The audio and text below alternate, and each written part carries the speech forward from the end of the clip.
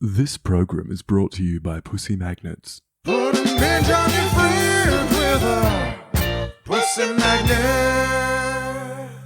Oh, hey! Welcome, welcome, welcome, my lovely lumps. Or should I say lovely labs? I don't know, they're both good. I'm so thrilled to have you here in the Labia Lounge to yarn about all things sexuality, womanhood, holistic health, and everything in between. Your legs. Oh, cringe. I couldn't help myself. Anyway, I am your host, Freya Graff, and I am a holistic sex coach and educator and yoni mapping therapist.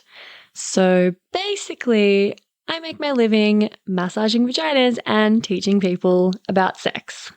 Yeah, pretty cool. So as you can imagine, we are going to have vag loads of real chats with real people about real shit. So buckle up, you're about to receive the sex ed that you never had and have a bloody good laugh while you're at it. Before we get stuck in though, I would like to respectfully acknowledge the traditional custodians of the land on which I'm recording this podcast, the Menang people. It's an absolute privilege to be living and creating dope podcast content on Noongar country, and I pay respect to their elders past, present, and emerging. Now, if y'all are ready, let's flap and do this. Oh, is there such thing as having too many vagina jokes in the one intro? Whatever. I'm leaving it in. It's my podcast. Don't panic, you're not broken. Your sex education was a piece of shit. Get your flaps out and pull up a couch. It's the Labia Lounge. Hey everybody. How you doing today? I've got a beautiful and special guest today called Dr. Madalyn Turner, who's a chiropractor and women's health advocate, and her mission is to help women understand their menstrual cycle, to cultivate a loving and freeing relationship with their body, mind, and soul. And Madalyn has also got a really lovely podcast called Menstrual Memoirs that I was on a few months ago. So, as you can imagine, this episode is going to be focused a little bit on the menstrual cycle. We're going to go into things like exercising and moving in alignment with your cycle and natural fertility awareness as a method of contraception or to conceive. So with all that said, welcome, Madalyn. Thank you. I'm so excited to be back chatting with you. We had so much fun the first time we did my podcast. So yeah, that was a ripper. I'm so glad we've connected and I'm really happy to have you on. So maybe just for the listeners, tell us a little bit about your journey and how you've wound up specializing in women's health and like what the main focus of your work is now, because chiropractic is sort of something different, but then obviously you've sort of moved more into specializing around women's health. So yeah, I'd love to know why you're so passionate about that and how that's all come about. Yeah, well, I kind of just fell into it. And I feel like the more like people you talk to, like doing these things, like it's just because I struggled in this realm and, I was looking for resources and mentors and coaches and growth. And, I found some things along the way, which helped support me. But, eventually it's like, well, I would love to create something that like I really needed or wanted at that point in time to help other women not have to take as long to get to where I have gotten, to help create this community and sisterhood for them. So yeah, I mean, I've just spent, I know a lot of women can resonate with this, just so much of my life, like so disconnected from my body. And, there's ebbs and flows in that. Like I had, there's so much different parts of the story. I won't go into it all, but I would say like in my younger 20s, like I really struggled with like body image, with like exercise and eating. I had came through that, did a lot of healing work. And then in the last couple of years, I had put on weight. My metabolism had slowed down. I was in pain, like all of these things. And I was like, I know this isn't right. Like I know so much about the body. I'm a chiropractor. I went to school for this, like, but what am I missing? And the more I looked and dug into it, I had like came across this whole information that our menstrual cycles are this other vital sign we have, and they give us information that we can actually take and use and honor and show up in our world within these 4 phases through each month and lean into that flow and really be able to use it to our advantage and power. versus constantly fighting against it. And it literally like changed my world. So Yeah, wow. yeah, so that's kind of how I essentially ended up here. So I do like, and locally see chiropractic patients, which, you know, we see, we're like holistic care for the whole family. So we see all ages and genders. I would say I see a lot more pregnant and postpartum moms though in my practice than not. And then I launched a coaching practice or business so I can help women learn their menstrual cycle, the like whole like body, mind, and soul that is part of it. So like the biology and body side of it and what's going on, but also there's this huge like energy management and intuition connection that comes into this work. So just combining them all and guiding women on their journey. Gorgeous. Yeah. It's such a beautiful reason to get into something. I feel like that is, like you said, kind of common. It's why I do what I do. You know, it's usually a pain point for you. And then you're like, fuck this. I don't want to live like this. And you go down this rabbit hole of researching and seeking out help and support and mentorship. And it's a long journey when you're just doing it from scratch with yourself and you don't have, you know, that leg up of someone who's like, hey girl, I've done it all before you. Here you go. I've packaged it all up and we're going to just tackle it head on with everything I've learned over the last like 10 years. So I love that you've created that resource for women. I just think it's so important. So really excited hearing that there's more and more people making this an option, making this available, because there's so much to know and there's so much that we don't know. Like growing up, you know, my period was just there. And when it wasn't there, I didn't think about it. I didn't think of it as a cycle. I thought of it as like a short period of time that I bled. And during that time, it was like happening, but I would kind of just like ideally move about the world in exactly the same way, pretend I didn't have my period. If anything, it was just an inconvenience. And I had to think about like, you know, ways to catch the blood. But other than that, I really didn't give it any thought. And I also didn't know what I didn't know. So, you know, I wasn't like, oh, I'm so lacking all this knowledge and I feel like fucked up because my cycles, you know, I just didn't even, I didn't even realize there was a different way to live. And there was so much more available to me in terms of like energy and feeling, you know, positive, or when I wasn't feeling positive, knowing that there was a reason for that potentially because of where I was at in my cycle. And it's a whole new world when you start to live in alignment with your cycle. And I feel like a lot of people come to that because there's like really challenging issues with their cycle, that they're like, holy shit, this is not, I don't want to live with this anymore. This is really not sustainable. This is causing me a lot of grief. What can I do? Where is this coming from? And then it's like, great, well, let's go to Dr. Madalyn, you know? Yeah.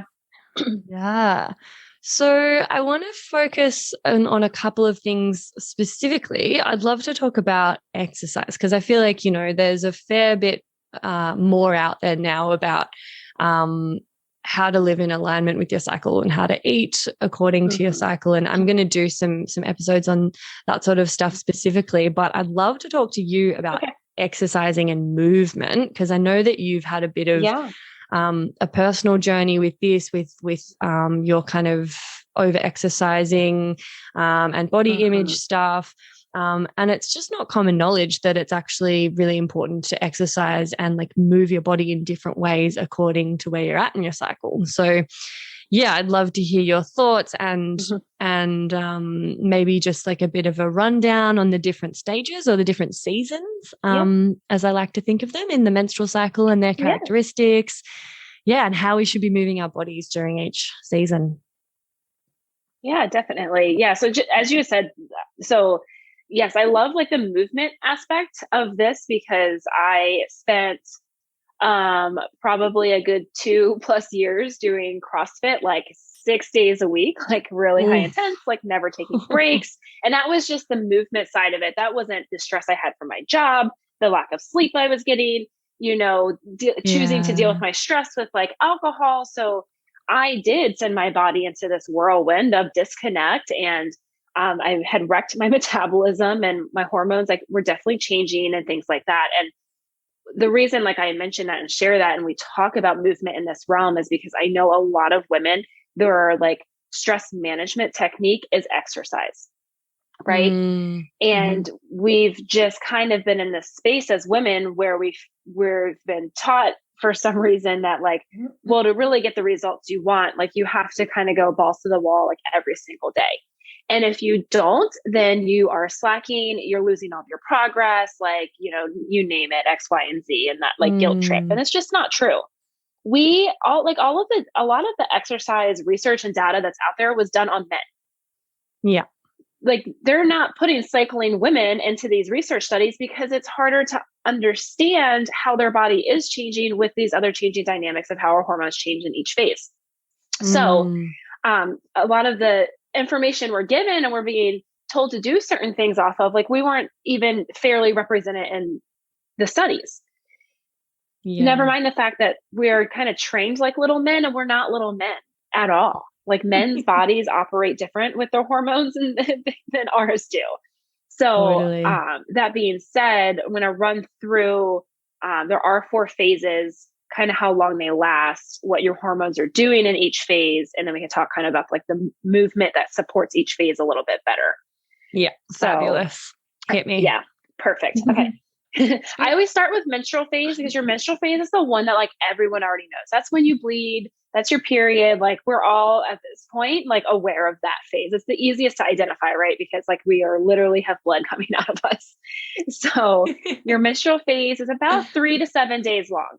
And I always will say with this stuff, like about, because we are all bio individual. So it's not like a rock, like a solid boundary in this. Like we are going to fluctuate between each one of us. So day 1 of your menstrual cycle is the first day of your bleed. The last day of your menstrual cycle will be the last day of your bleed. So usually ranges about 3 to 7 days. That next day after we're done bleeding, we will enter into our follicular phase. So the follicular phase will last about 7 to 10 days. This is when you're prepping that follicle to prep that egg that's going to be released. Once we're through that 7 to 10 days, we will move on to our ovulation phase. Ovulation phase lasts about 3 to 4 days. And that is where you will release that egg to either conceive or not conceive, whatever your plans are. But your body's doing its biological thing of, well, we're supposed to procreate, so we are going to drop this egg. And there are a lot of health benefits to ovulation. We don't really want to suppress that. So we do want that to happen regularly and in a healthy way every single month. Luteal would be your next one after you ovulate. And if you did not conceive during that window, you will move on to your luteal phase, which will be the longest phase in your menstrual cycle. And it's about 10 to 14 days long. Once you're through your luteal phase, you will re-enter your menstrual phase in the next month, and you will keep going month after month like that if everything is working the way it's supposed to. Essentially, some of this can change a little bit through perimenopause, and of course, menopause is really when you make that transition over to not cycling anymore. So during your menstrual phase, which is when you have your period, your hormones are at their all-time low. So they all reach their lowest point, which is what initiates the shedding of your endometrial lining, which is your period. So we're talking like estrogen's low, progesterone's low, testosterone's low. It's all super low, which is also why we typically have less energy during this time and maybe feel a lot more inward and reserved and not as social, because certain hormones will give us more energy. They will make us want to be more social. They will make our brains work better, like super cool stuff like that. Yeah. So once we're through menstrual and you're done that bleed, you're going to enter that follicular phase. So what happens, and mind you, like your brain is like talking to your ovaries like all the time with this stuff going on with these hormones. So once we're entering into our follicular phase, we're like, hey, we need to prep that follicle. So estrogen's going to come back on the scene. It's going to start to rise. You're going to start to notice an increase in your energy. We're also going to start to produce FSH, which is follicular stimulating hormone, again, to prep that follicle. And you will have some testosterone start to come back as well. So even women produce testosterone. It is there. It's important for us to have that. Once we're through that follicular phase, we will enter into our ovulation phase, where our estrogen will still rise. Testosterone is rising during this time as well. We now have luteinizing hormone, LH, that is spiking during this time. And that spike is what is going to initiate the release of the egg for that ovulation. So it's important for that to happen. We definitely want that spike for the LH. Now, once we're through that and your egg, you decide I'm not going to conceive this month, we'll move on to your luteal phase, where that egg had this little mini like endocrine gland that created it called your corpus luteum that surrounds it. And because it's going to start to die over time. But what it does is it produces this hormone called progesterone. Progesterone is like a really soothing, like calming hormone. It makes you feel more relaxed. It helps with sleep, like things like that.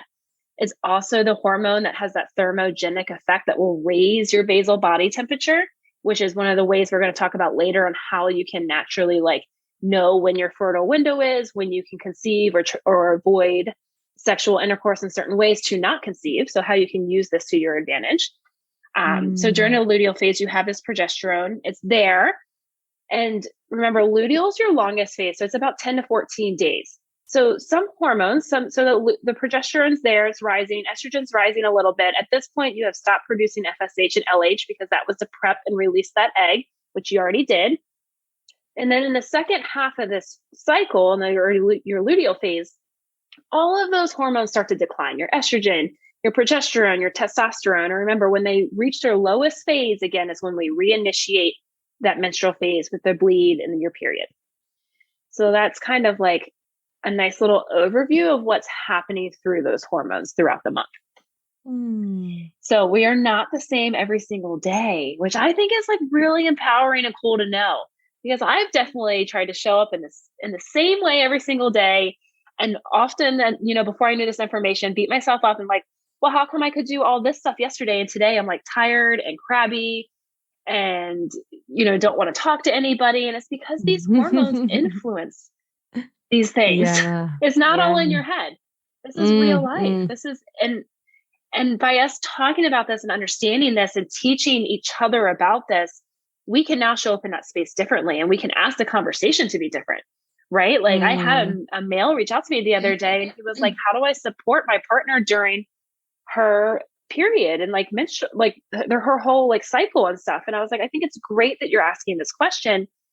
And I was like, one, don't tell her she's acting crazy, even if you don't understand, because biologically, like physiologically in her body, these things are happening, Totally. So yeah, for so many years, we've just been like, because nobody's understood it, it's like you're crazy when you're in that premenstrual or menstrual phase.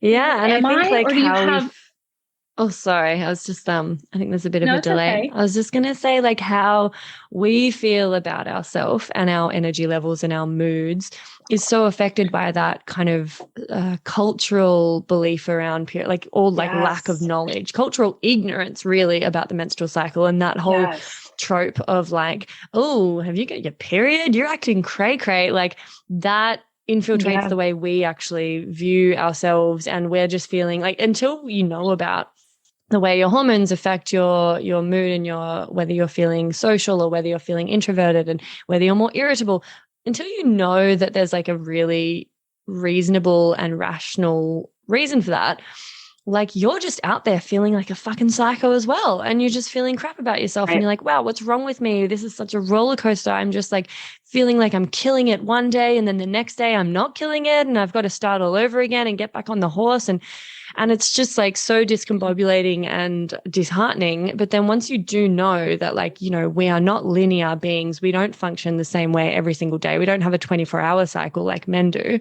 We are cyclic beings, and it's just going to kind of keep coming back around each month. Then it's like, oh, okay. Like I'm not crazy.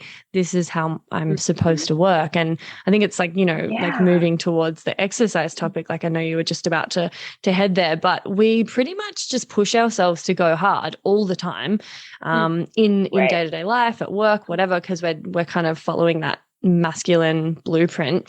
And with exercise, it's just so fucking unhelpful. Like, you were saying the research has all been done on male-bodied people, and they've excluded females from those studies because we have a cycle, and that would mess up their results and make it tricky to actually read. It would be a whole nother thing they had to take into account, like where the woman's at in her cycle and everything like that. So I think that's really important to note. Yeah, no, 100%. Yeah. And like you said, like with this information, like you can essentially show up in a more embodied and like ready state in your life, understanding where you can put your energy to use it the best throughout the month. And the more I've done this work and just implement it in my own life, whether it's through the movement and fitness or running a business or relationships, like I can see how I can use all of this that is working to my advantage versus me trying to show up the same every day and kind of everything crumbling and not working and feeling like really resistant. But it definitely takes, I think, some rewiring in our brains to be more comfortable going with that flow and understanding and giving ourselves space that we get to do less during certain points in the month, and we can still have exponential growth in the other parts where our bodies are more suited for it. And to me, like 100%. That's amazing. I'm glad I don't have to be on it 100% every single day. It's so great. Like, I love that I understand that. And there's some days I'm like, no, like I can do less, even as a business owner, and my business is still going to be okay. I'm going to be okay. And by understanding this flow and showing up in that space, I'm burnt out way less often, and not even entering down that path. Yeah. Totally. So Yeah. I know it is like a bit of a battle though initially, because we are so conditioned to be 100% all the time and be trying to push ourselves and not be lazy or not be, like it's that really like masculine kind of yang productivity, like proactiveness, like these attitudes, which like, they can be positive, but they're not helpful when we're trying to hold ourselves to that standard at all times. And yeah, like you said, it can take some rewiring. Like, how long did it kind of take you once you started looking into this info to like genuinely feel okay with having a bit of a gentle week before you bled or while you're bleeding? Like even sometimes I still like am hard on myself, even though I know that this is, say I'm like coming up to bleeding. I know that if I do hard out exercise, it actually, I think there was a study, I need to find it. You actually can be at risk of putting on more weight when you exercise too hard during that luteal and like moving into menstrual phase, because your body's just I can't really remember.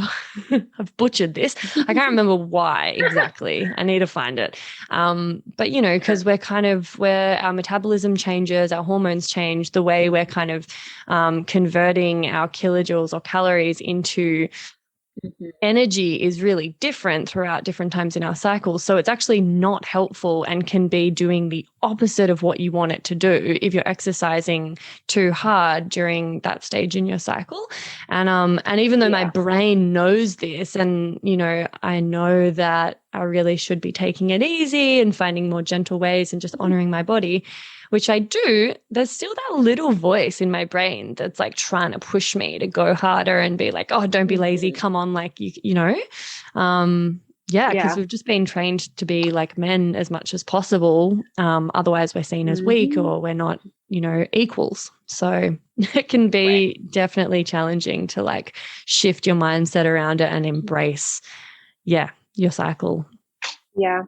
Yeah. I like to try to like encourage women to think of it like, I think yogis do a really good job of this, like words where it's like show or meet yourself where you are today, like on the mat or in practice. Like I would love for women to like, for a whole movement, think of it like a daily practice and meet yourself where you are. Because we're getting ready to go into like what movements or intensity might be better during each phase. But at the end of the day, no matter what, like we're still like people and humans and like just trying to show up in this world, and we could maybe be doing certain things, all checking all the boxes, but still feel really depleted, maybe in a phase that we're supposed to have all this energy and be able to go harder in the gym.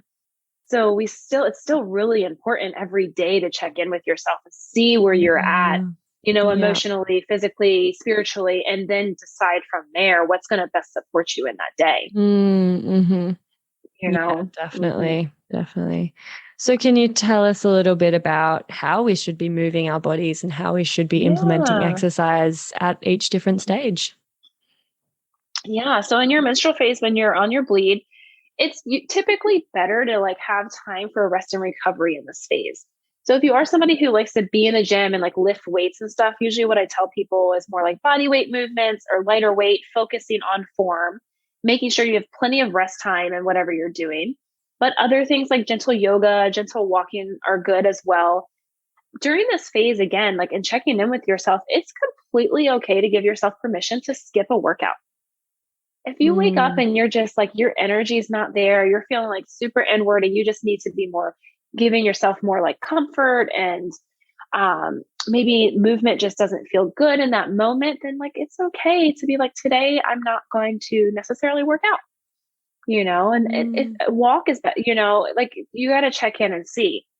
Now, again, just because I say like yoga during this time or like walking or trying to make things more gentle, like find what movement you like to do.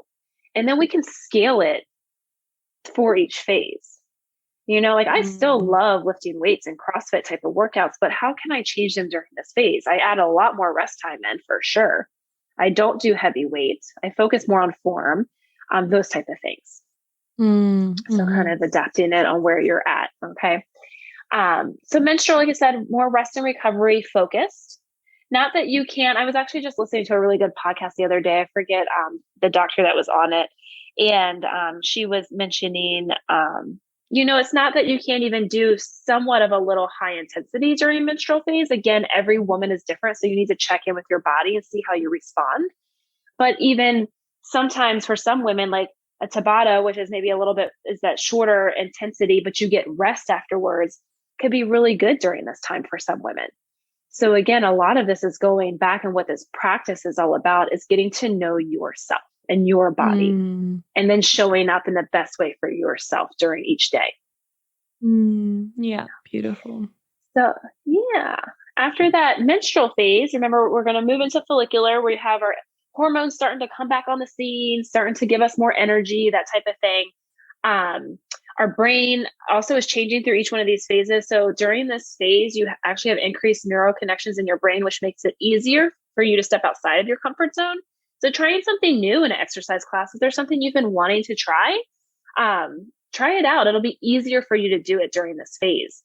You can also handle higher intensities in your workouts during this phase. So if you are somebody who likes to strength train, you can be focusing on moderate to heavy weights. Things like running, biking, hiking, dancing, like jumping rope are supported during this phase. So you can definitely have a little bit more high intensity. You don't necessarily need that rest time in there because you're able to recover easier. Ovulation. So ovulation is like, remember, when we're releasing that egg. So I always tell everybody, this is like your hot girl summer. Like this is like when you're feeling yourself, you like feel sexy, you're glowing, like you are all about yourself, which is like so much fun. Because of that, and because we have so much, or like testosterone is higher during this phase, we can do things like lift heavier weights in the gym. We can shoot for a PR if we haven't tried for those things in a long time. Interval sprints, like spin classes, boot camp, kickboxing, HIIT type of workouts are fine for this phase. And we're really, because of ovulation, remember, and we're biologically just made to like be procreating and socializing during this phase. So we are more social. So group classes are also a really good idea during this. You'll probably feel like you want to go, like maybe take a spin class with your friend or something like that. Yeah, amazing. Yeah. And yeah. And we have that last phase, which is your luteal phase, which is the longest, which is the 10 to 14 days. So what I tell a lot of people through this phase too, like probably in the beginning of your luteal phase, like you're probably still feeling pretty good from that ovulation energy. So again, this is you learning to check in with your body and see where it's at and meeting it where it is. Like I said, they're not like hard stops for any of these. It's more, like, think of it like a flow and ebbs and flow and kind of like melding together during this process. But usually during the first half, your energy is still pretty good. So strength training, you can focus on like moderate to lighter weights. This is where we're going to start to focus on the form again, allowing rest time in. You could be doing higher reps since the weight is lower. Pilates, like gentle yoga, like bar classes. And then as that second half of the phase happens, all those things we just mentioned are still good things to do. Just remember that your energy is probably decreasing during that time. So really allowing that rest time in there. really lowering the weights, picking more of those gentle movements. I also like to point out during your luteal phase, because of progesterone, and it's raising your basal metabolic, or your basal body temperature, which changes that basic metabolic rate. We are naturally burning more calories during this phase. It's not like 1,000 more calories, but you are burning more. So typically you will feel more hungry during this phase. And it doesn't mean that it's like a willpower issue. It's you biologically and physiologically changing and your body asking for more fuel to help support it. So if you are experiencing that you are hungrier or having cravings, just supporting yourself with feeding and nourishing your body. Yeah, totally. That's a really cool thing to point out as well, the appetite changes and the metabolic changes, because I definitely notice, my appetite changes throughout my cycle quite a bit, actually. And I don't beat myself up for it anymore, because I know that it kind of all comes out in the wash and it's going to subside. Sometimes I'm just eating like a total fucking monster nonstop and I'm just like, I can't get enough. And I let myself, within reason, I let myself, because I eat quite healthy food. So I know that even if I eat a shitload of it, it's not going to break the bank or anything. And then, it kind of just sort of evens out at different times in my cycle. And also the amount that I'm moving and exercising means that I have different caloric requirements. And so that sort of ebbs and flows as well. Because I find I like what you said about there's no just defined, one day you're in your ovulation phase and you're absolutely crushing it and you're Zumbering and fucking crossfitting yourself silly. And then suddenly you're just in your luteal and all of a sudden you're just fucking wrecked and you can't, it's usually, a slow transition between the phases of the cycle. And there's even these kind of in between spaces, which are a whole other thing. There's this beautiful book. I think it's Her Blood is Gold. Anyway, that's a whole other thing. But I find that my energy levels and the kinds of movement and exercise that I feel is good for my body changes. It can sometimes shift, in that last week before I bleed, halfway through the luteal phase, or sometimes if I've used quite a bit of energy and I've been really high energy, socializing a lot, doing a lot, like December, for instance, fucking crazy. I'm still recovering from December. I was so, social and high intensity and out there in a lot of ways, not so much exercise, but I was just burning through a lot of energy because of the nature of, it's summer, it's the holidays, there's a lot of commitments and stuff going on, lots of socializing. And then, pretty much I'd get through my ovulation phase and pretty much on day, 10 days out from I would be oof, I am just exhausted. I couldn't, I wasn't still riding that ovulation energy. I'd already burnt through all of it and I was already a little bit depleted. So then I really did need a lot longer, throughout that whole luteal phase. I was like, oh my God, okay, I'm just going gently.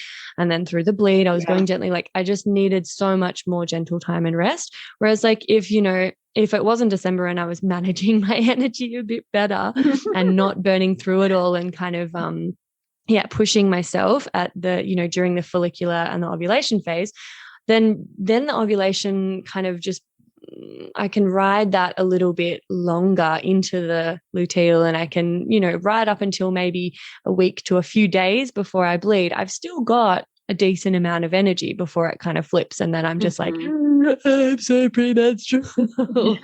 And a really cool little thing that it's less about hormone and metabolic changes with regards to exercise. It's more it's just a physical, mechanical thing that happens that I like to tell people is when you're about to bleed. So just, coming up to your menstrual cycle in the luteal phase where, you're probably a few days or a week out from bleeding, your uterus is actually so heavy compared to, say, in the follicular phase, once it's shed all of that inner lining, you've basically been layering on all of this like womb lining of blood and tissue that makes your womb a lot heavier than normal. And so, you know, if you're going to be doing kind of high intensity exercise that involves a bit of, you know, jumping up and down or jogging, like any kind of like bumpy up and down, it's almost like the ligaments that hold your womb up are like the suspension.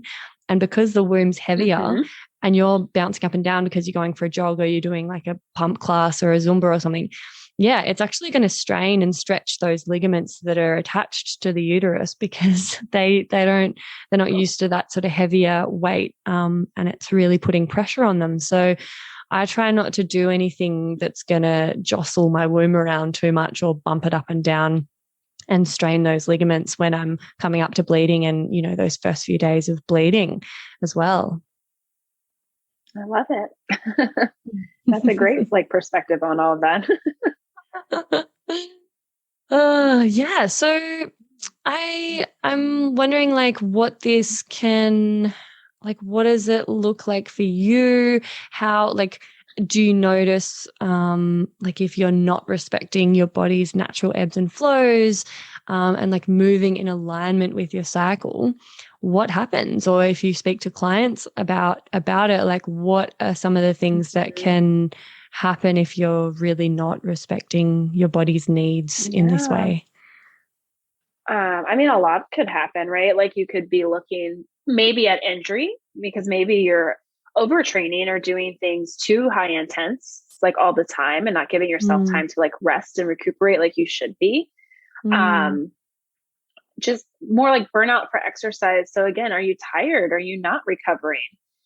You can also notice things like after you're working out, try to focus and kind of recheck in with yourself. Like, are you having any digestive issues? Are you having any like heartburn, nausea, like things like that could be signs that you've overstressed your system at that point. One really good thing I tell women to do, because our endocrine system is like, and when we're like working on like fixing hormones and periods, like there's like a few different like ways that we do that, or like systems that we focus on. And one is your like stress system with like your adrenal glands. So if you wake up in the morning, let's say your alarm goes off and you definitely, there's no way you're waking up before that alarm. You wake up, you're like super tired. Like that's a sign that you should not be doing high intensity workout like all days of the week right now. Like you really need to probably at that point do not intense exercise, like 20 minutes or less, maybe 2 to 3 times a week. And not that you can't move the other times, but do like gentle walking and things. And like, I did this as I was like rehabbing my like endocrine system, right? So I understand going from doing so much to then doing a lot less and feeling like that's not going to be enough. And I can only tell you that like it was an amazing journey and experience for me. And now I still like will weight lift 3 times a week. On some weeks, like more than my follicular and ovulation, depending how I feel my luteal, it might be 2 times. And my menstrual, it's probably more like 2 times. And I'm supplementing more with like walking in between those because I just like walking as more of that gentle movement. Now, if you are working on this stress management side, you're giving your body the time to rest and recoup, and you're supporting it nutritionally and emotionally and all of that. Let's say now that your alarm goes off, you didn't wake up before it, but you feel energized when you wake up. Well, now you could start to lengthen the time that you're working out, or maybe even add an extra day. And then if we can get you to a point where you could easily wake up before your alarm and with energy, then you're doing really, really good, right? So then you could maybe add more time or more frequency into your week of working out and intensity. So waking up an energy level and like how easy is it for you to get going in the morning can be an easy way just to kind of check in with yourself as you are assessing, like, should I be doing like these high intensity workouts this many times a week or stuff like that? Like that is a way you can check and kind of manage that too. Yeah. Awesome. I found that really difficult to use as a yardstick when I I lived a very different lifestyle in Melbourne. There was just a lot more going on. It was a city. There's like social things, and I used to play in bands, so I would gig in the evenings a lot of the time, and I would have late nights and not really a regular sleep pattern or routine because I also worked for myself. So I kind of just made my schedule however. And I didn't have as much structure or routine. And so it was really, really tricky to actually figure out where I was at, where my body was at, and whether I was exhausted because I was, coming up to bleeding and I needed to rest because of that, or it was actually just that I'd had a really late night or I'd gone too hard dancing a lot and like I was just a bit worn out. And I found the sort of even like, we'll get into talking about testing for your basal body temperature and natural fertility awareness and things, but I found pretty much all of this stuff really tricky to dial in when I was in my 20s and I didn't have the routine. And like now I live a lot I have more routine, I have more consistency. I live like out in the country and I usually go to bed at a similar time each night and I wake up at a similar time each morning. It could be more structured for sure. But I find it a lot more easy to actually pay attention to those things now. And, if I do wake up and just feel exhausted still, like my words are usually like, oh my God, I feel like I've been hit by a bus. Like you wake up and you're just like, holy fuck, that is not good. And, that was happening a fair bit through December and stuff, just because I knew I was just overextending myself energetically. And I'm not even a massive exerciser, to be honest. I used to be a lot more onto it. And also that kind of came with like living in Melbourne where there was a lot more exercise classes and yoga studios and gyms and different things that I could, I would ride my bike everywhere and I would go for jogs and with friends and I would go to exercise classes and stuff. And I thought I'd keep that up, but lockdown kind of squashed that in its tracks. And then I've just never really gotten back into the habit. It's bizarre. I used to be so good at, I was quite self-disciplined at doing exercise on my own at home. I'd do like YouTube yoga classes and workouts. And then I sort of started going to classes at actual gyms or studios. And then when that kind of got taken out of the equation with lockdown in Melbourne, I just had no motivation or inspiration to do anything at home. And I've just never, it's been a couple of years now. And I haven't gotten back into it in the same way. And now I live in a really rural kind of remote area where there's just no yoga studios or places I could go to work out.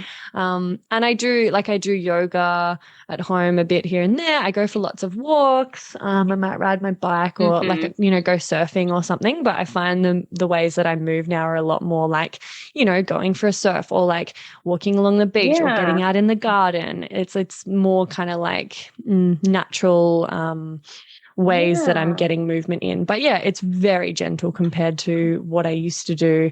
And it's, it suits my lifestyle at the moment. I would love to get a little bit more high intensity cardio in there here and there, but I find I get that through dancing, which is cool. So I think, just finding a way that it works for you. And even if you're not a massive, like a person who goes to the gym or like a massive kind of exerciser, there's all these incidental ways that you can get exercise in your day-to-day life that don't feel like you're exercising, I suppose. And, for me these days, I find that a bit easier to fit into my my cycle as well, because, there's just no way I could be pushing myself too hard. I'm not exercising enough. Right. I gotcha. Yeah, but I did find, like, I remember I used to have that kind of attitude of like, no pain, no gain. And even if you don't feel like it and you're absolutely wrecked, you've just got to fucking do it. You've got to push. That's where you're going to find, the gains, I suppose, in that equation. And you're going to feel good afterwards. You're going to feel, the endorphins. It'll be worth it. It'll be done. You've sweated. It'll be a positive thing no matter what. You just push yourself. And like, I guess that's, that might work for men and it might work if you're in your follicular or ovulation phase. But then the rest of the time, I was actually just like getting exhausted and then getting sick. You know, like my immunity, I there don't was a love. lot of other stuff going on, but yeah, I would fall ill or I would Yeah. get sick and not be able to do Yeah. anything, Yeah. you know, for the rest of the, yeah. So that was my personal experience. Yeah. And I don't even think honestly anymore it necessarily even works for men in that sense. And I think what's cool about the time that we are here on this earth is we have all this new knowledge and technology that we can use to our advantage. And, unfortunately, whether you're, a man or a woman or we're just more chronically stressed than we've ever been, not just emotionally, but like physically and chemically in our environment. And that wears on our body and that wears on our recovery. And if we're not taking time to recover, we're wrecking our bodies. And, I guess you have to kind of get to what is your purpose that your soul is like going for every day. Like, for me, like I want to move well and continue to move well. And I have a really physical job and I want to be here and in this space for as long as possible in a healthy way. So I need that time to recover. And I think as you're seeing more people kind of become aware of this and taking sleep, like hygiene into effect and things like that and changing their workouts and they're actually getting better results and taking better care of their 100%. body by resting more and doing less.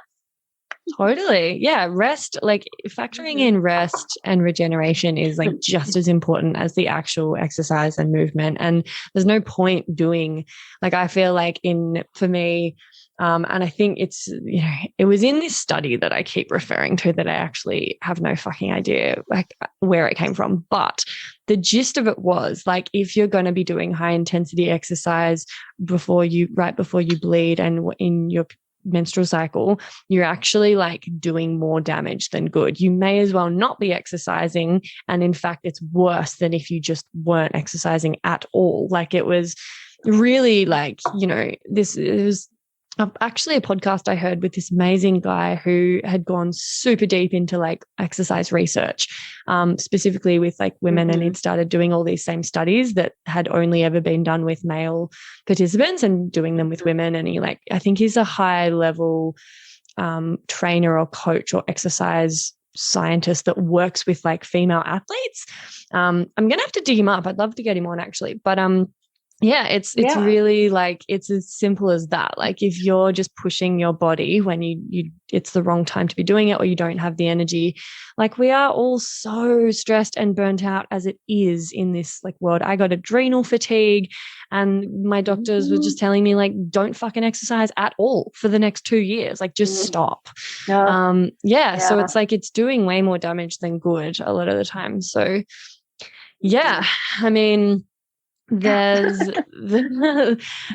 could basically be your answer to the next question, but I just want to bring in the segment Get Pregnant and Die.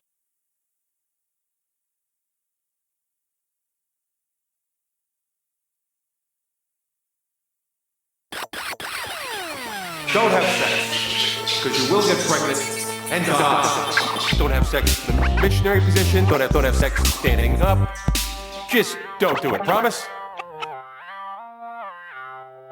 And ask you if it's, it could just be what we've already covered. But yeah, what do you wish you had learned about in your sex ed, or have you got a story about your how your sex ed failed you and what it didn't teach you? Well, I wish I had learned in sex ed, like what I know now, that our menstrual cycle is made up of 4 phases, and it's our 5th vital sign that we get as women. We have a second internal clock, not just that first that men and women have, which is that circadian rhythm, that sleep-wake cycle. And this 5th vital sign that we call our infradian rhythm, which is our menstrual phase, influences like 5 different systems in our body. So we're talking like metabolism, immune system, like your gut microbiome, your brain, your energy, like your reproductive system, that it has influence over all of that we're not the same every day. And you cannot get pregnant every single day of the week, like, or every day. Like you just can't. Like there's a fertile window and that's when you can conceive. Like imagine if we had learned that. I still talk to people, like, I mean, I've heard like patients where they're other providers have told them that's not true. And I'm like, no, like you literally ovulate one time a month if you're even ovulating. So we need to understand, how do we know if we ovulate? Because it has a huge role on our health as women, currently and long-term health. So we want to be ovulating healthy and regularly every single month. I wish there was so much more I had knew. And it just took so many years to kind of learn that on my own. And just learning it and being able to implement it, just how much more comfortable I feel in my body and connected to my body by just knowing these things, Yeah, big time. Yeah, what a different world it would be if we were taught about that stuff. I love thinking of the menstrual cycle as the fifth vital sign, and that is also an incredible book, by the way. It is. I'm going to get her on the podcast, but it's so important to pay attention to it. And if I'd known that as a teenager, I would just be so good at it by now, because I feel like it's a practice, and we're always just getting better at practicing being in tune with that. And if we started that when we were young, and that was like inbuilt in our sex education and our menstrual education, oh my God, we would be living so optimally compared to like fumbling our way through our 20s and 30s, usually just trying to like figure it all out. Yeah. Right. 100%. So let's chat about contraception using natural fertility awareness, because you've kind of like alluded to a few things so far around basal body temperature and like knowing whether you even ovulate to begin with, like whether you even are fertile, each month, or maybe you ovulate some months, or maybe you're not ovulating at all. Let's chat a little bit about that. Like what does natural fertility awareness mean for those who don't know? Yeah, so it's tracking your cycle and being able to like know where your fertile window is, confirm ovulation. So then you can use, so you can use that information. So you can be like, oh, I'm open to conception at this time. So now I know when my fertile window is, to know when I need to have unprotected sex in order to try to conceive. Or you can use it in the opposite way. I'm not open to conception right now.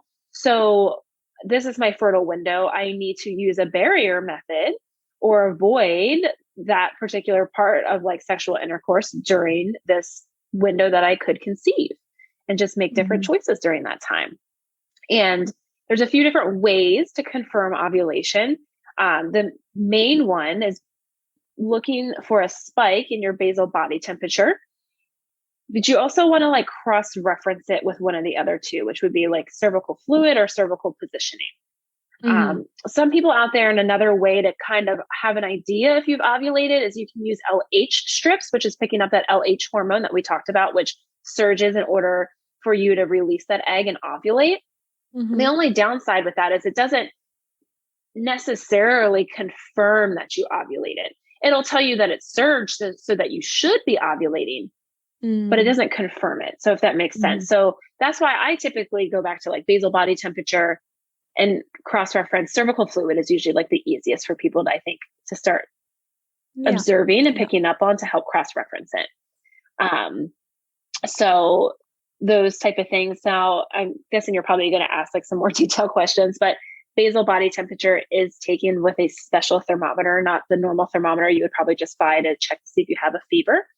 It needs to go to an extra 1/10 of a degree, because the shift that happens isn't huge for when progesterone hits the scene. Like it's small enough that we need that extra 1/10 of a degree, but it's something we can definitely measure and pick up on. And so you do need a special thermometer for that. You do want to take it around the same time every single day after sleeping at least 3 consecutive hours. And it's literally the first thing you do when you wake up. You don't check your phone. You don't get up and use the bathroom or drink water. You put the thermometer under your tongue, you let it read, and then you can go about your day. So it's not, I wouldn't say it's a hard thing to, I wouldn't say it's necessarily, I know people think it's like inconvenient or hard. I think it's just creating a new habit to remember, oh, I can't really get up and move. Just let me take this real quick. And then I can do some stuff. Yeah. It's It's it totally was like doable. It's totally doable. yeah, it's so doable. I think that's like it. I don't know. It is a barrier for a lot of people to begin with, and like it was a little bit of a barrier for me. I remember. Firstly, I used to think that you had to put the thermometer in your vagina, so Yeah, a lot that's of a people common think that. misconception. Yeah. But yeah, you just chuck it under your tongue. And I think like, again, because my routine was a little bit all over the place and I would sleep for different amounts and like get up at different times. It was tricky to implement something like that.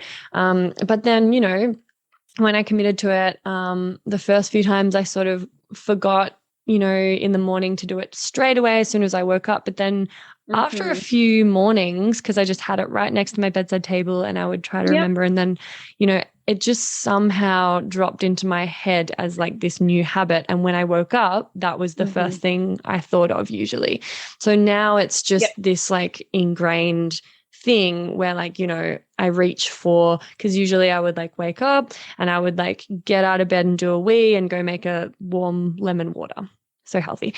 Now I like wake up and I don't even open my eyes or sit up, because I know that if you like, even if you sit up in bed, then your basal body temperature starts changing and rising. So like, because you're moving your body, your blood's pumping. So I just like keep my eyes closed and just like whack my arm over to my bedside table and like fish around for the thermometer and then like chuck it in. And I usually am like still half asleep and just sort of like take it, and then it beeps and then I put it back on the bedside table and just like snooze a little bit longer or like roll around and have a cuddle or whatever. And then I can actually like look at the last temperature that was taken on it when I do actually stand up and go to like write it on my cycle chart and stuff like that. And it's just a habit now. Like it's actually no biggie at all. Yep. I have like a really, I say it's bougie just because like it takes some of these steps out of it that I use. And it's to me, it's totally worth the investment. But anyhow, it's called, the brand name is Daisy. Yeah. And they have been around for a very long time and they have this logarithm. So one of the things I love about it is, I will, I'm pretty regular in my routines, but it was stressful for me to be like, oh, I need to try to take this at the same time every single day. Like, what if it's a weekday versus a weekend? And with their logarithm, like you don't necessarily have to do that with theirs. Like it'll still be accurate, but you do need 3 consecutive hours of sleep.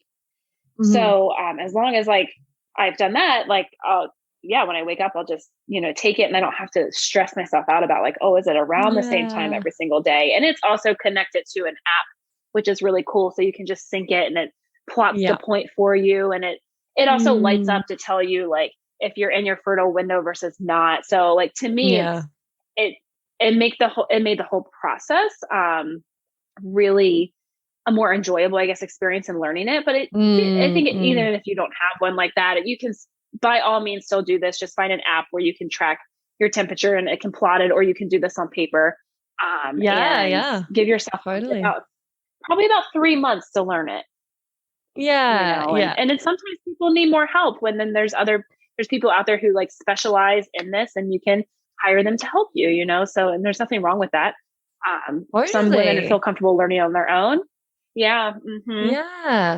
Oh, it's so nice sometimes just having someone who knows what they're doing to kind of like make sense of it all for you and help you get into your stride with it. Because it does take a little while. I think that's great. Like it's funny because both of us are kind of representing different ends of the spectrum in terms of options. Like you've got I'm analog and you're digital, like if you want that really convenient, reliable, like easy kind of way to go about it, Daisy, something like that, fab. And then I'm like pretty old school and just sort of wanted to like have a really, I don't know, I like would love to try Daisy as well, but I've got like I've made a cycle tracking chart that's like a PDF. You can, it's on my website. You can get it for free and you can print it out. And I just like have it on my fridge, and every cycle I'm like handwriting. I just love handwriting stuff. Like even, when I take notes or journal, I'm always writing on a notebook. That's just me. So I like handwriting stuff onto my chart. It's like a little part of the ritual, helps it kind of like solidify for me in my head. And then I can just get the pages of a few months out and like lay them out and really compare. It would be so convenient just to have an algorithm do that for you. Totally. But I But I feel love like, that I don't you do know. it though. Yeah. I love that you Yeah. like still plot it and stuff. So that's so cool. Yeah, it's just, I don't know, I feel kind of closer to the process through doing that. And I wanted to, Sure. like, before I started Mhm. using something like Daisy, I just wanted to do it the old school way. I mean, partly because, you know, it's like research almost for me. And yeah, just to kind of like get a grasp on it and like really be in the nitty gritty of it. But also I'm just like, it takes me so long to adopt new technology. And once I'm doing something one way, I kind of just like stay doing it that way. So yeah, it's not because I don't want to use Daisy. I'm just probably too lazy to even get off my ass and try a new method. But yeah, I think it's cool that there's different ways people can do it. You could just do the Daisy way, or you could do it the way that I do it, which is like manually writing it on a bit of paper, or you could do it in there's like middle ground. You can have an app and plug in your info there and then check it out on your phone. There's a lot of ways that make it pretty accessible these days, which is cool. But yeah, I'd love to like talk a bit about some really, I guess, practical, like fundamental steps that people can take if they want to start doing this, it's the same process whether you're trying to conceive or whether you're trying to avoid conception. And, you know, there is only about 5 or 6 days every month or every cycle that you can even get pregnant. So I think that's important to note, like you were saying earlier. What are some ways that someone who hasn't done this before could start tracking their cycle and looking out for, you know, say the cervical mucus and things like that? Like there's, you know, a few main like signs or symptoms that you can, you can gauge. Definitely get yourself a basal body temperature thermometer. And like you said, like you really can find them like on any budget. Like you can find ones that are not as expensive, or you can find like more bougier ones. Like figure out like what's comfortable for you, and just, you know, start with that. So I would get one of those, and I would decide, you know, where you're going to write or chart your temperature, whether that's going to be an app or like a paper chart or something like that. So you definitely want to start with that, taking it around the same time every single morning after 3 hours of sleep. Now, certain things can change this, so kind of keep that in mind. Like if you're traveling different time zones, it can kind of change your temperature. If you have drank a lot, that can change your temperature. If you, of course, have like an illness or like a fever, like, of course, that can change your temperature. So if some of those things happen, you can always like skip that day and then like re-pick up the next day. Of course, that wouldn't help you 100% with if this was happening through that fertile window and confirming ovulation, maybe if you missed that day. But again, these things can change. So you kind of just in that natural state, just be more aware and use different practices if you're not trying to conceive. So with starting with that, definitely start with basal body temperature and just start taking it and just start trying to integrate it into your morning wake up routine. I would say definitely like don't beat yourself up if you miss a day. Like again, this takes usually most women about 3 months to like learn and start to see these patterns and stuff. So we're not going to wake up and be perfect at it after trying it one time. You know, it's a practice. So keep practicing it. As far as cervical fluid goes, you should see cervical fluid kind of come on the scene as you are approaching that fertile window. And so prior to that fertile window, so maybe like after your menstrual phase, part of your follicular phase, you're a lot more dry. So you're probably not going to notice any like wetness or cervical fluid. You can see this in your underwear when you're like go to use the bathroom, or you can wipe and maybe pick it up on toilet paper, as well as, of course, you could insert your fingers and check for it. So you will notice phases where you're more dry and you don't really have any. Then and of course, like with all this stuff, this is also a practice because not every woman is the same. So these are like general guidelines, right? So you should start to see when cervical mucus starts to show up as that fertile window is coming up or you're into it, it should start to come more into like a lotion kind of creamy white consistency. And then it will, when you're like in that really fertile space, it's more of like egg white or watery consistency. And then you will transition back to like where you're dry again after that fertile window. And if that egg was not fertilized.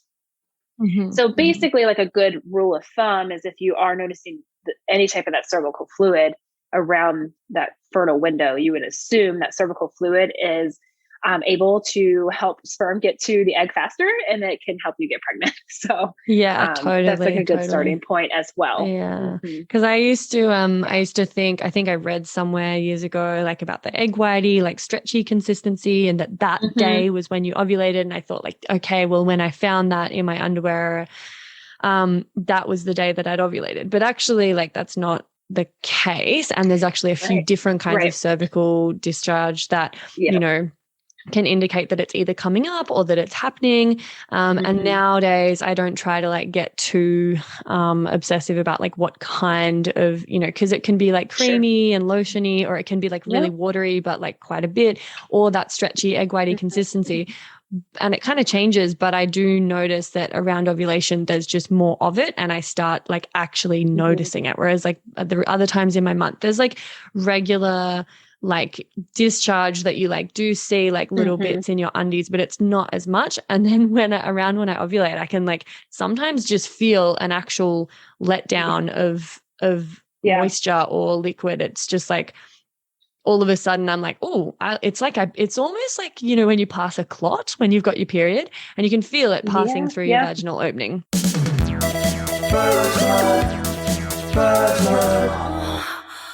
Sometimes like, before ovulation or around that time, I can feel like cervical mucus actually like coming out. And then I'm like, oh, okay. And I go like, check it out, have a look, get my fingers in it. And I'm like, what's going on here? I love it. Yeah. And the reason like we talk about this, because like as you had mentioned, like when we talk about your ovulation phase, like your ovulation phase is about 3 to 4 days long, but that's not fully your fertile window, because a fertile window is about 6 days long in reality, because sperm can live for 5 and your egg lives for 24 hours. So that's why it's a 6-day window. So you could, you know, have unprotected sexual intercourse during that time, maybe like 3 days before ovulation, ovulate, and that sperm could still fertilize that egg.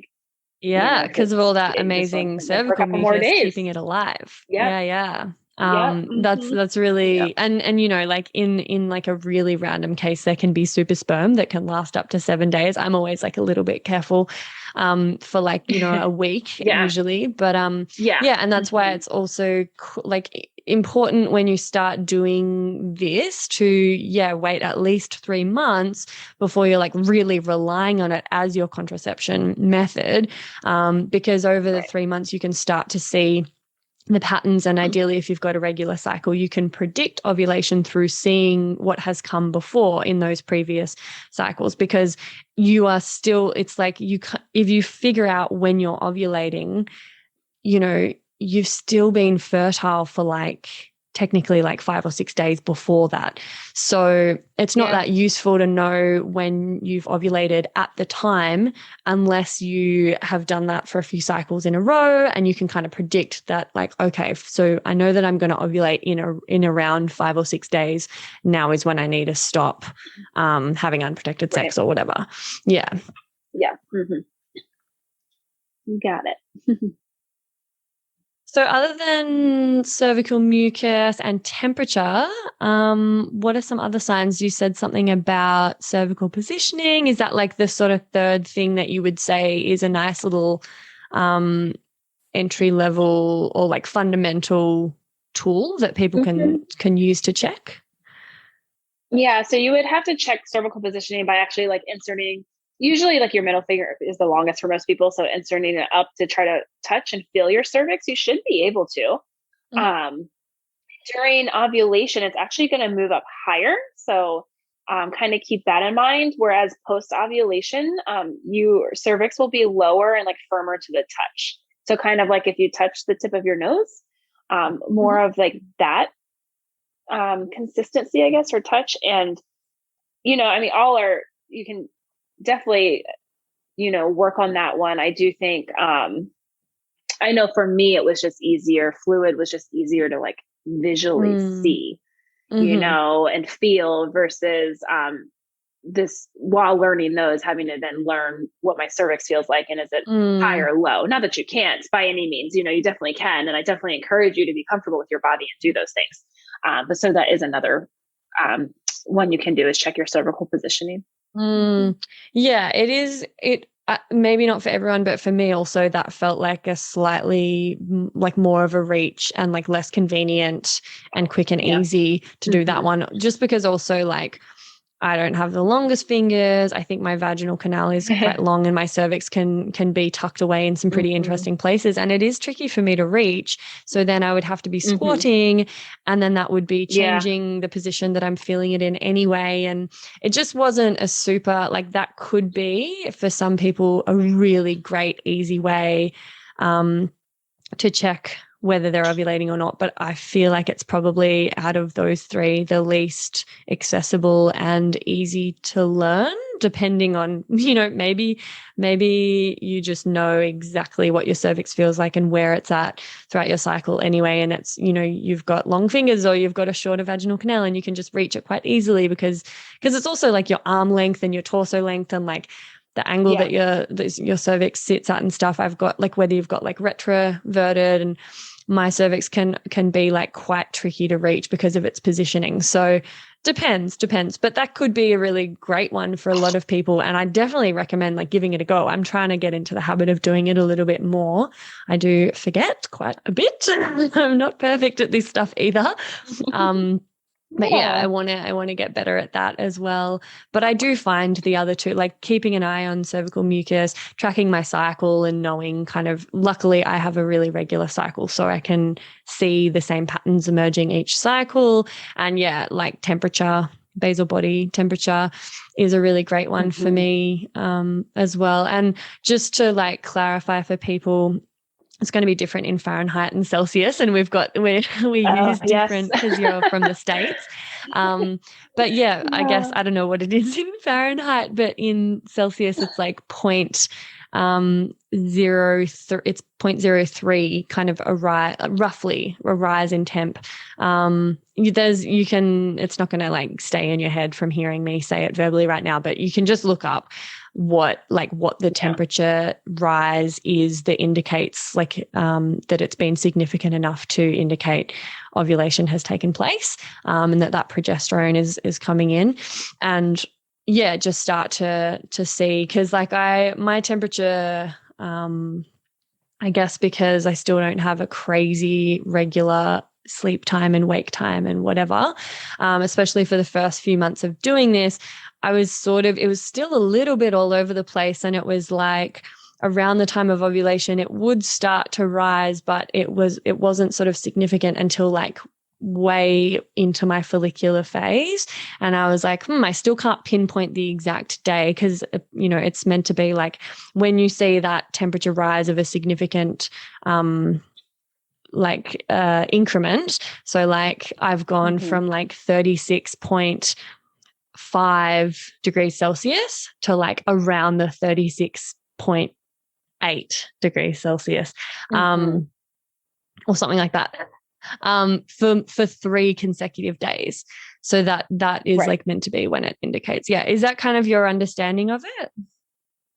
Yeah. Same thing. Of course, like I use Fahrenheit, but that's okay. Like you said, so like, I just pulled up my notes to make sure I didn't say the wrong thing.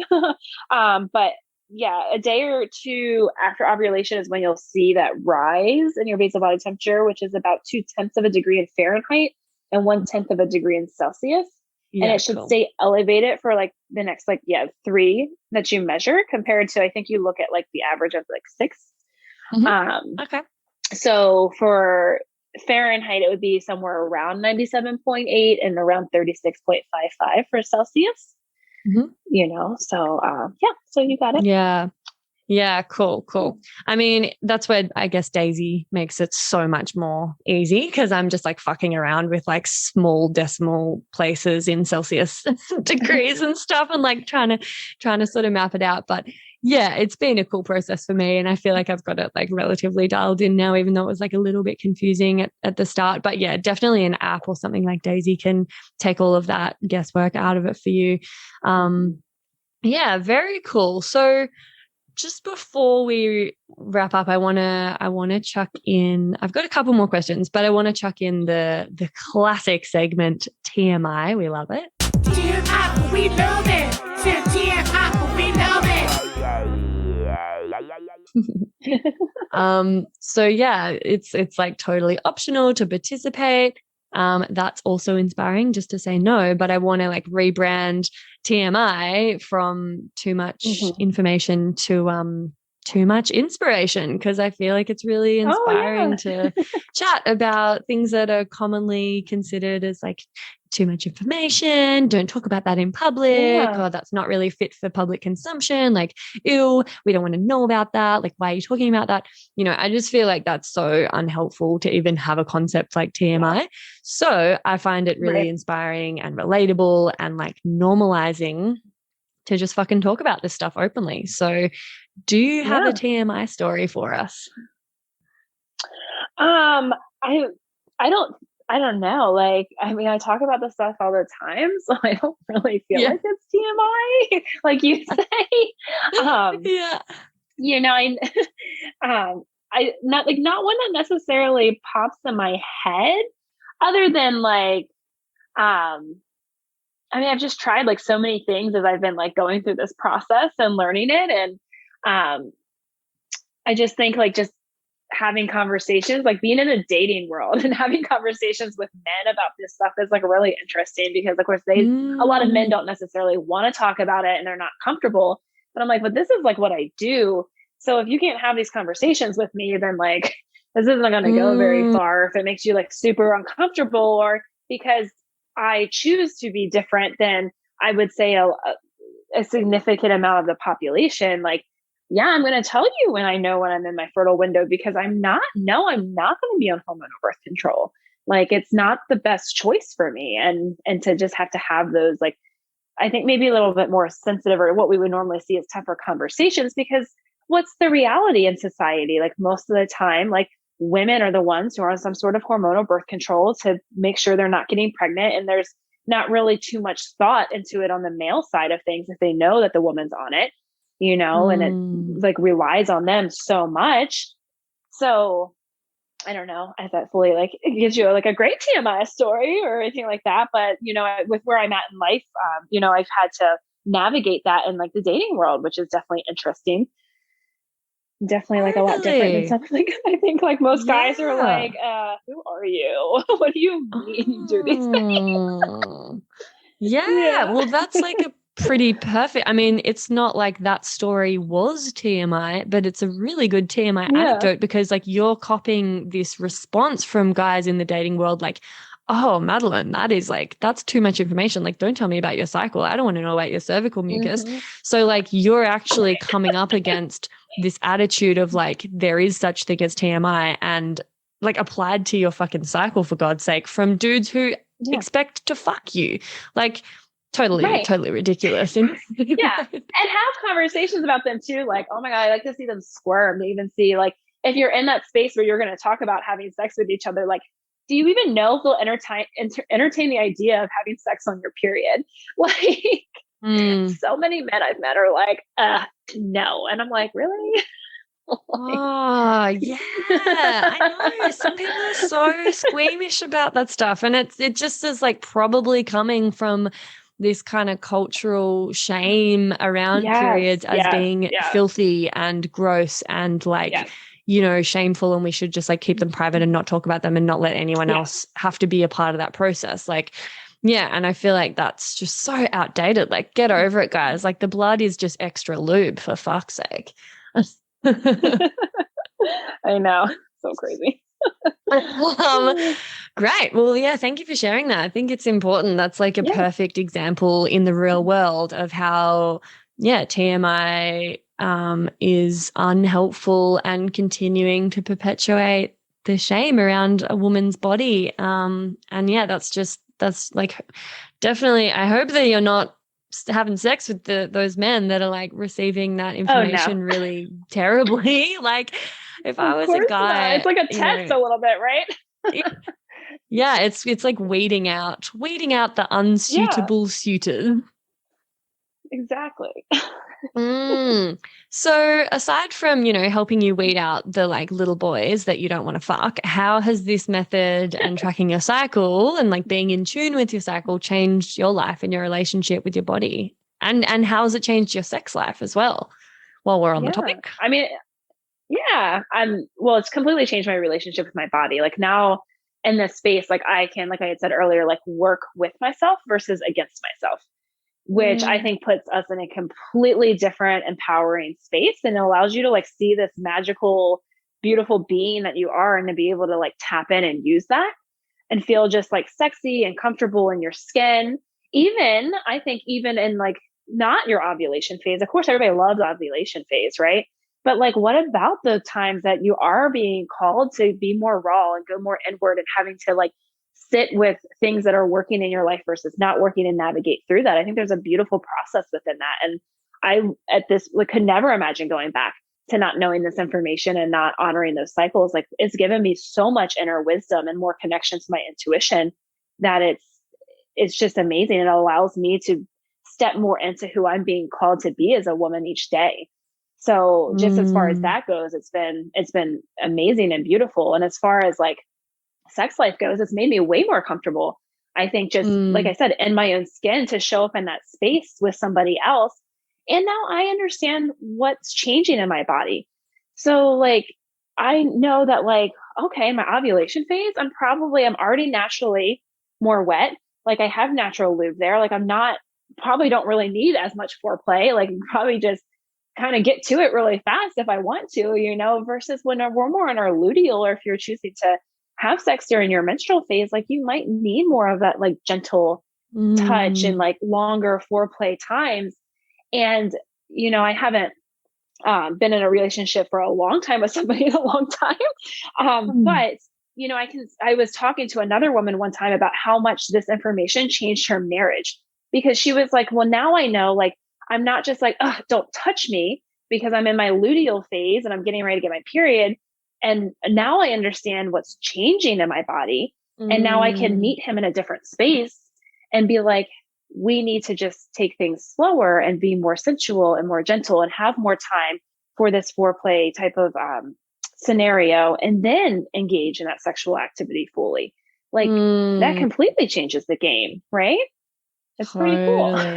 Yeah, totally. Yeah. I mean, the more you know about your own needs, like the needs of your body, the more you can actually engage in, like, rather than it just being like a blanket no, you can actually be like, well, no, not the way that you would usually approach it, where you're like skipping all of the foreplay and you just want to get straight to the pussy. Yeah. Like, no to that. But like, I'm still potentially open to having sex. I just need a massage first, and I need this and I need this. Yeah. And then, if you approach it in that way, we can still totally engage and be intimate, and I can enjoy that sensual sexual energy. But my needs at this stage of my cycle are just different. So you're going to have to approach me differently. So it's like, as a woman, you know that about yourself, but then you can give that as feedback and guidance to a partner so they can start to calibrate to your cycle and your different needs throughout it as well.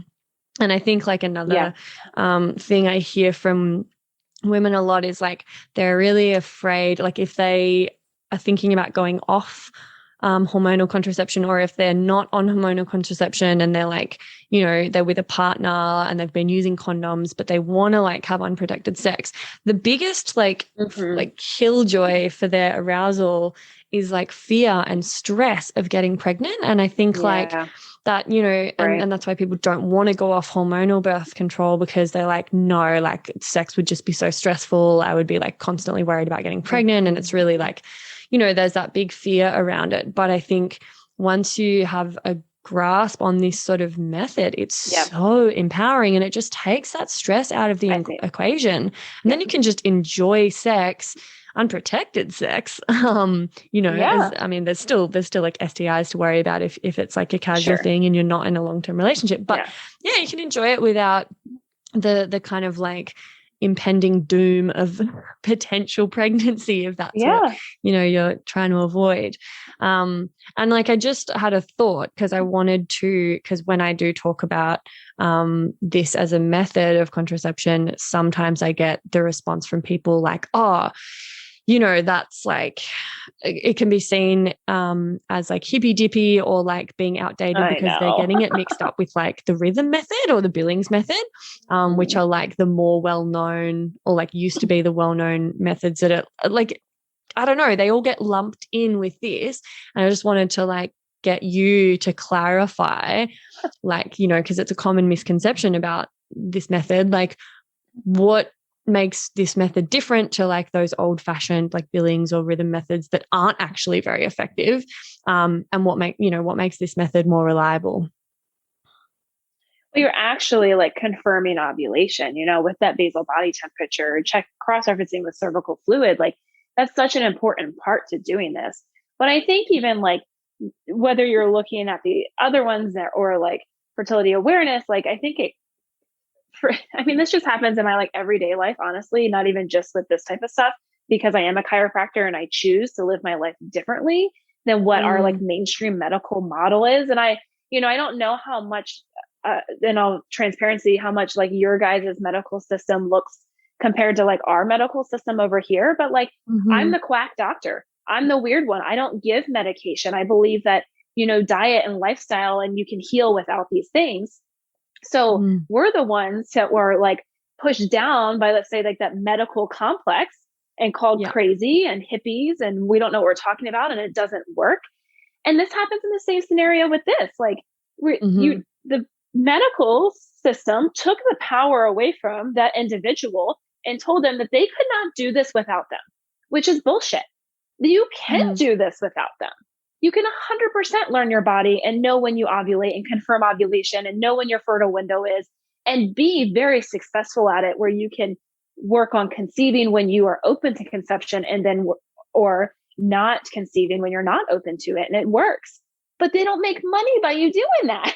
They make money by you being on their products, you know, and they think, unfortunately, for some reason, because it is a whole complex and it's very deeply rooted in a lot of craziness that we won't dive into at this point. But, you know, it was taking the power away from each, not even, you know, just women, but each individual when it came to their body and making their healthcare choices. And now we look at this doctor who's supposed to know all, and we can only follow them without asking questions, which I think there's a lot of people waking up from that now.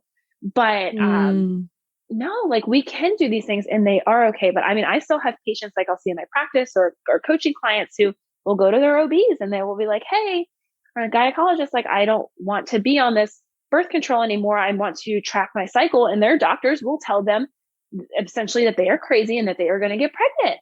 And I'm like, but they're also like, I don't think the physicians, you have to remember, I don't think the physicians in medical school are necessarily learning these methods and practicing these methods like some other provider or like people out there are that are using them successly.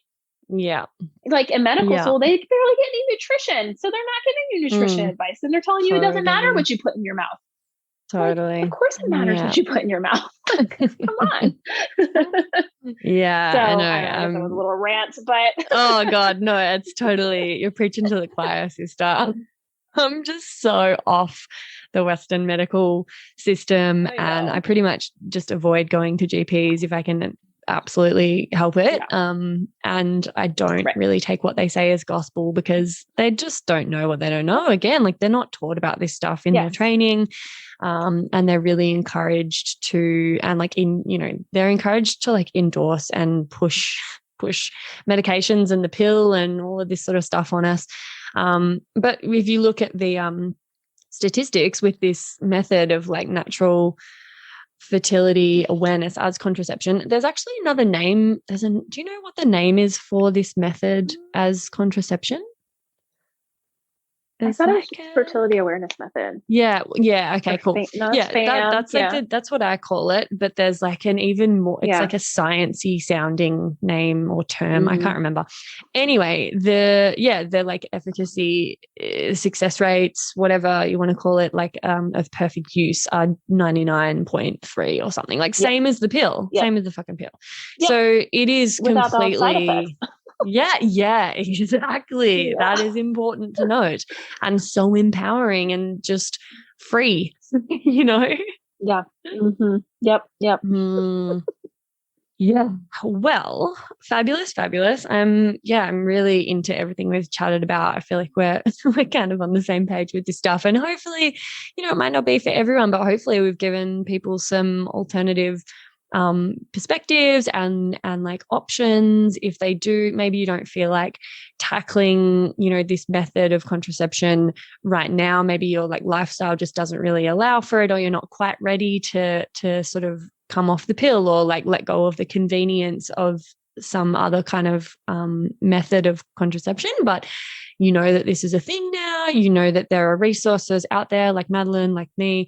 There's lots of good books. You can always get in touch and I can recommend you some great resources. If you do at some point feel like, you want to try this or you're up for it or you're ready, maybe you've listened to this podcast at just the right time and you actually have been looking for a better way because hormonal contraception just isn't doing it for you.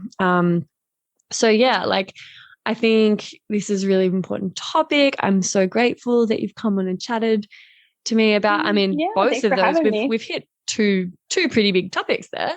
And just to wrap up, I would love to just ask you one final question around your work. Is there like anything that crops up, that you hear from clients or patients maybe where they feel really alone in or abnormal or like they're broken or something that you want to like go on the record as saying is actually totally okay and normal? Yeah, I knew you were going to ask me that when I was like racking my brain, because unfortunately I feel like there are a lot of things in the period, PMS, like menstrual world that are considered normal that really at the deep root of it are not normal. They're just very common.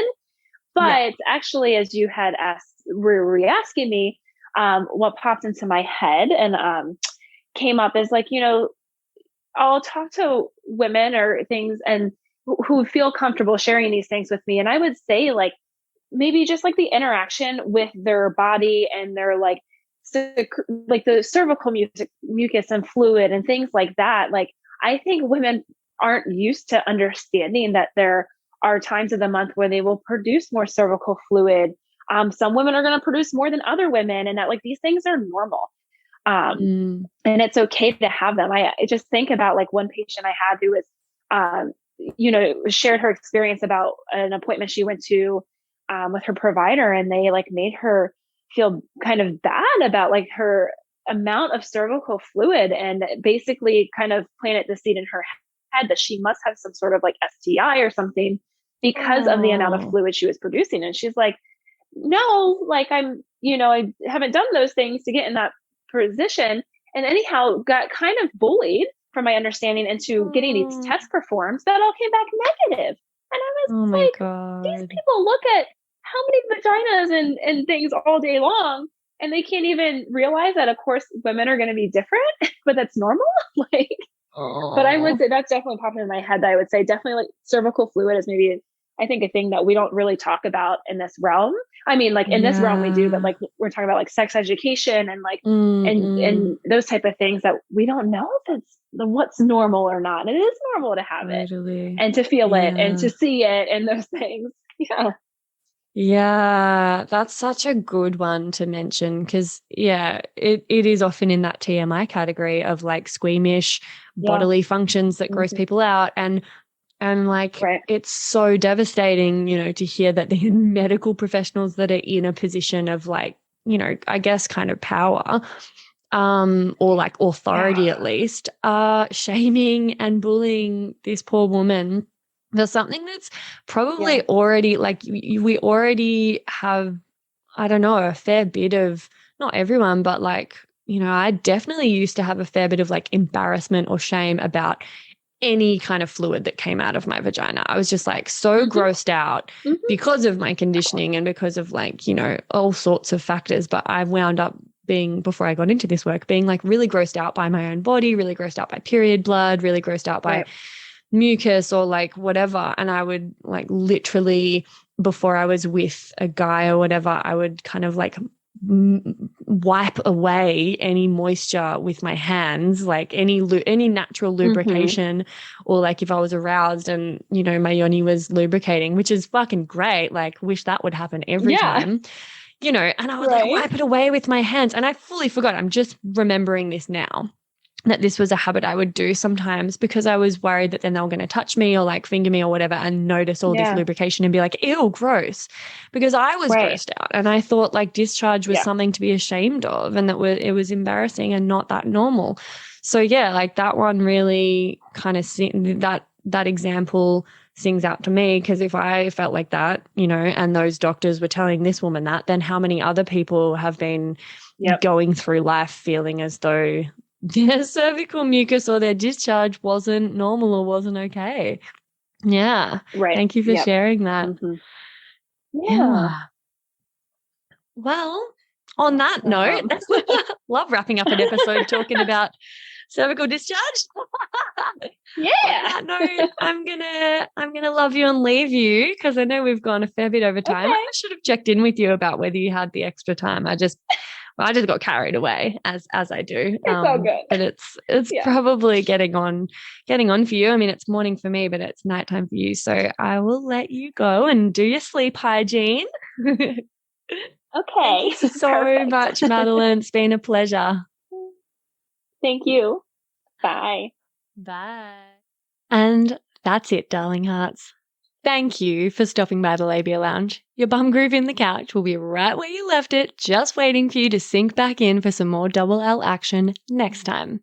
And in the meantime, if you'd be a dear and subscribe, share this episode, or leave a review on iTunes, then you can pat yourself on the snatch, because that, my dear, is a downright act of sex-positive feminist activism. And you'd be supporting my vision to educate, empower, demystify, and destigmatize with this here podcast. Also, I'm always open to feedback, topic ideas that you'd love to hear covered, or guest suggestions. So feel free to get in touch via my website at freyagraph.com or say hey over on Insta. My handle is Freya_graph_YMT, and I seriously hope you're following me on there because damn, we have fun. Anyway, later labial legends. I'll see you next time.